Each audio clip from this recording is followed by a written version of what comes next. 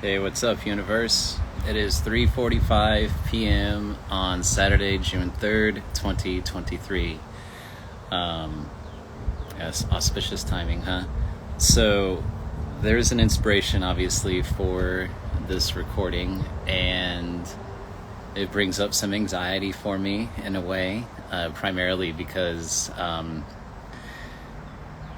it's about a topic that, at least for me, is pretty private, and there's other things that can come up around this for me, stuff that I've had to work through. So one of the things that I've learned through some of the programs I've gone through is that what's most personal is most general. So meaning, if I have something around it, you may too, which is probably part of the reason you guys are still watching, for those of you that do. So all of that to say that there's a topic that like branches out into so many different things. So part of the reason I hesitated to even go live about it is like, when am I going to stop talking? Because there's so many things that this seems to talk about. There's so many things to talk about around it in a way. I'll just kind of get into it, just to be extremely vulnerable. So, in these videos I've been talking about like managing my energy and finances, relationships, these kinds of things. There's obviously other areas of life, and some of those areas aren't highly active right now, which is fine. And so one of those areas is obviously sex, right? I'm not in a relationship. I'm not one from my past to be overly, not promiscuous, right? Or in casual kind of relationships, So a lot of things have changed though, and so that's one of the things that I am managing and exploring energetically inside of myself. And so what brought this up, the reason I even feel this is uncomfortable, called to even speak about this, is that something occupied probably at least an hour of my time, and I just was like, whoa, like, what is this about, right? So this was on Instagram, and there was a post, and it just captured my attention because it was of this woman that I felt that I don't know her, yet it's one of those times where like I kind of know her by proxy, right? So like it wouldn't be strange for me to like perhaps message this person. And so this particular post I was really responding to, like, on that sexual energetic way. It was just something where it was like, the intent of the post, I feel like, was to kind of showcase herself, and I was finding myself responding to that, and I was like, so then I'm like, well, what took me a whole hour that I spent with that was like part of my truth was to communicate to this woman like I find this attractive, like, there's a genuine like, hey, and communicating that. And then there's the other part of me though. What was interesting is that like I probably wrote like 3 different messages, because I was gonna honor that. I was gonna be like, okay, like I'm allowing myself to embrace this truth, right? Because I haven't ever been overly direct most of the time, and certainly not like kind of off the cuff, so to speak, because it was just more like I'm just gonna be flirty, you know what I mean? Like it wasn't like I'm not looking for anything. I'm certainly not looking to get serious. I'm just looking to say, hey man, like that's all right, cool. Like, yeah, I'm like, that's you look good. And then what that kind of brought up inside of me though is that this whole, I think I have a fear, honestly, or perhaps a wound, or maybe I'm still kind of obviously working through things around that part of myself that is in relationship that way to partners or women, right? Because obviously like my divorce isn't super, I guess. So what I'm getting at is that part of me was definitely wanting to communicate my truth and like honor that, And then as I was going through that and like feeling into that, I was thinking, okay, where's this coming from? Like, what's the cause for me to want to express this, right? Because I will admit this too, that my sexual interest in somebody has definitely like played a role in me being with somebody, right? Like choosing to be in relationship with them. And so this came up for me where I'm like, okay, like what part of me is this really coming from? Where, like, what's underneath? Like, it's a truth, like there's no doubt about it. Like, okay, yes, I was responding, I found this woman attractive. Okay, this data is accurate, it's true. Where is it coming from? And like, because I know what actions it's starting to lead me towards. I'm about to write this woman a message, and then, well, what is that? What comes from that? You know what I mean? Like, what am I actually, before I go down this path, I had to ask myself, what am I actually available for? Because this was bringing up some other things, right? Where it's kind of like, all right, sexual attraction, I feel like as humans, a lot of us size that up pretty quick. Like, oh yeah, that person's attractive, whatever, right? It's usually the first thing that we evaluate, even whether or not we're conscious of it or not.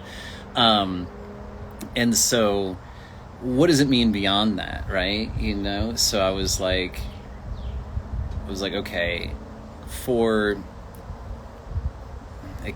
what I'm getting at is that I was running into this, there could be a casual thing, which I've never really experienced, and it's shallow, and it's not really, how do I want to say, like, satisfying, right? And it, like, in a deep, meaningful way, it's just kind of more of like, I had some fun.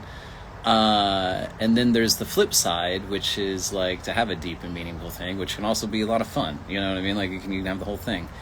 And so it just led me into, thinking again about like, masculine and feminine, which, by the way, like, we all embody. I believe that we all embody masculine and feminine energy. So this isn't, gender or specific. But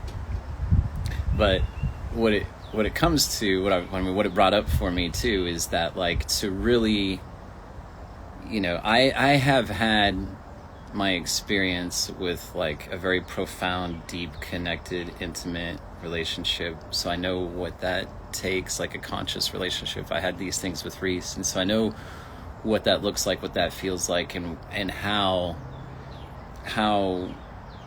individuals that are in deep polarity can respond to each other, and the safety and all of this, the whole container for it. And it's a very beautiful, profound thing. And I'm like, I'm not available for that. You know what I mean? Like, I'm not available for that.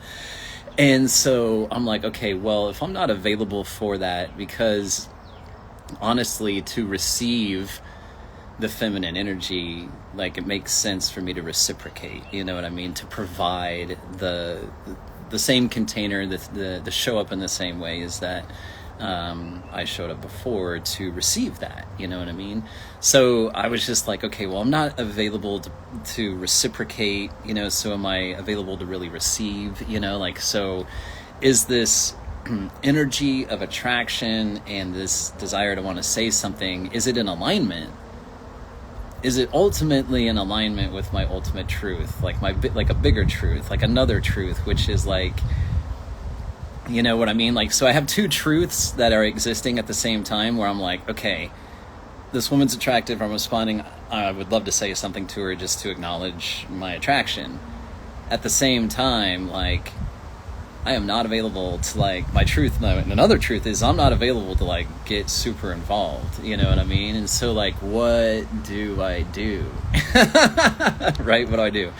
The safe play, right, is to do nothing, to say nothing. And, the other play is to say something. And I'm sure there's a third option, right? Maybe, which is this. Who knows? So, anyway, I just mentioned this because it's a part of my human experience that's real. And I found it interesting, to use this as an example of not only a topic that is a little bit taboo and uncomfortable for me to talk about, it's also a good example of like two truths that are existing inside of me that seem to be like in their own conflict. You know what I mean? Like, so again, what's the relationship to myself? And that occupied my time for, well, over an hour now. You know what I mean? Like, so this is something that's come up for me. And I felt compelled to talk about it and mention it. And I find it so interesting. Another thing that's occupied my time, and I don't know what to make it mean, it just seems, I'm curious about the meaning. I'm curious about the relationship, right? Because I do believe the universe participates with us. So let me just show you here. Yesterday, about 24 hours ago, actually, right here, in this spot, that, bird's nest, right? Well, right here, through this little slit, was a giant snake, and he stayed half tucked up inside of here, and the rest of him was out here, and we hung out for a little bit. I sat with that because it was unnerving. It was startling. I did not expect to see that snake there, and I didn't jump and I didn't like squawk or anything, surprisingly, honestly. And I stood there with this snake and I took some pictures of it, and I allowed myself to feel my fear and to be present with the fear and with this snake. And I got a little curious about my fear. I didn't come to any epiphanies or anything like that. I just had the experience. One thing I will admit, and I am a sheepish to in a way, like as I watched it crawl back up, like it's to the best of my knowledge, it's still up there. I don't know.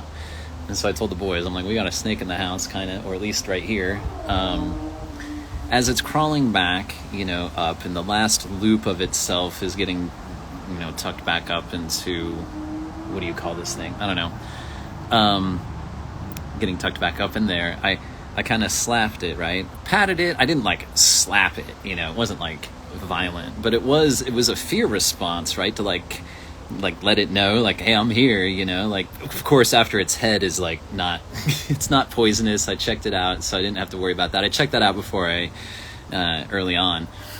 The thing that I'm admitting is that I allowed my fear to do a response that was outward and did have some form of like aggression or violence, although it wasn't like the magnitude. I didn't like, slap it, but I patted it, because I thought about capturing it. Part of the thing I did when I was not capturing it, but like removing it from the house, and since I found out that it wasn't poisonous, I obviously live on a lot of land, and I could easily take it over to a wooded area and put it somewhere that's not on, not in the house.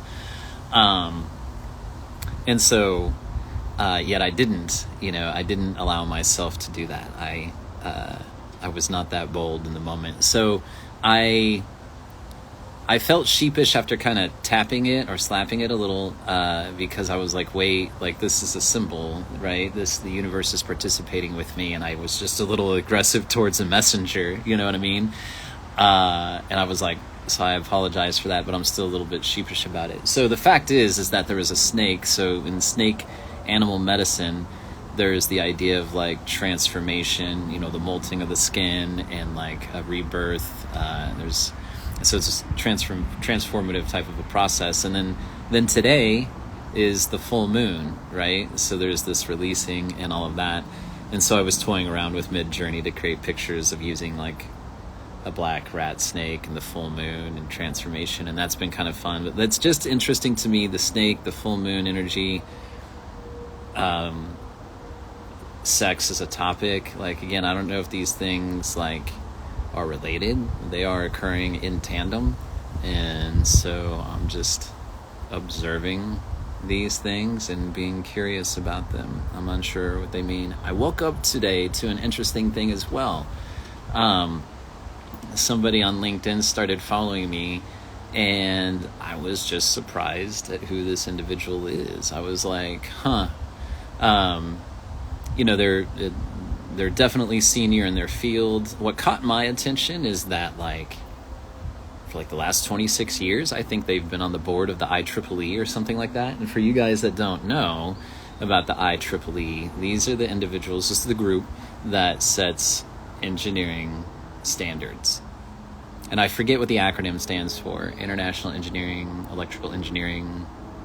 Shoot, I don't know. I'm pulling stuff out of my bum at this point, so I don't know. What I do know is that they are a group that sets standards, and I was just kind of like, this is interesting. I'm grateful. I just find it curious. Again, who knows? Yeah.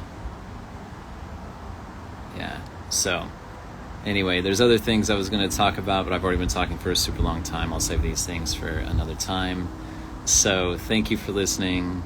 Thank you for the space. Thank you for journeying with me. Thank you for the safety to speak freely. This is... Man, it's uncomfortable. Like, when I'm doing it, you know what I mean? Like, when I'm making these videos and I'm just kind of talking, I'm like in the flow. I'm like, whatever, blah, blah, blah. And then, like, afterwards, I'm kind of like, oh, man. Like, you know, like, things are out there. So, yeah. But, you know, like, it's a life, man. Live it. I'm going to live it. And when I die, it's going to be like, whatever, I'm either on to the next journey or whatever happens afterwards. Like, is it gonna matter? Is it gonna matter that I sat out here and talked about sex on my front porch? And about how I was like processing something and I told a bunch of people on the internet about it? No, I don't think so. I mean, you know, if it's a positive impact for people now, that's awesome. Totally cool. But is it gonna matter to me when I'm dead? I don't think so.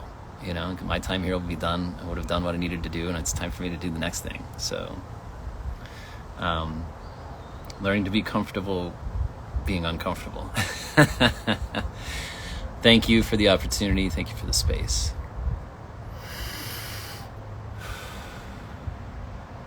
Thank you for being here. Thank you for journeying with me. Thank you for our relationship.